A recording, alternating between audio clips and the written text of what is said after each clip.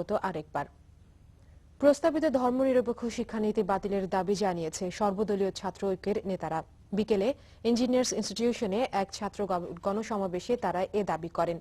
ইসলামী ছাত্র শিবিরের সভাপতি রেজাউল করিমের সভাপতিত্বে সমাবেশে বক্তব্য রাখেন ইসলামী ছাত্র মজলিসের সভাপতি তাওহিদুল ইসলাম তুহিন, ইসলামী ছাত্র মোর্চার সভাপতি আলতাফ হোসেন, ইসলামী ছাত্র সমাজের ইলিয়াস তাহরি এবং জাগপা ছাত্রলীগের সভাপতি সাইফুল আলম।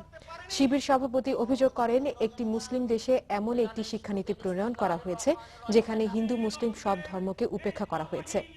ইসলামী ব্যক্তিত্বদের দিয়ে সর্বজন গৃহীত একটি শিক্ষানীতি প্রণয়নের দাবি জানান তিনি।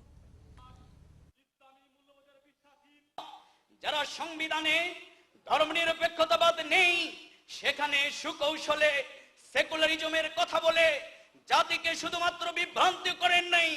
আমরা মনে করি যারা সংবিধানের ৮(১)-এর ক অনুচ্ছেদকে যারা লঙ্ঘন করেছেন, আমরা মনে করি এই শিক্ষা কমিশন শুধুমাত্র বাতিল করলে চলবে না, এই শিক্ষা কমিশনের কর্তা ব্যক্তিদের গ্রেফতার করে দৃষ্টান্তমূলক শাস্তি দিতে হবে। ইসলামী রেনেসার কবি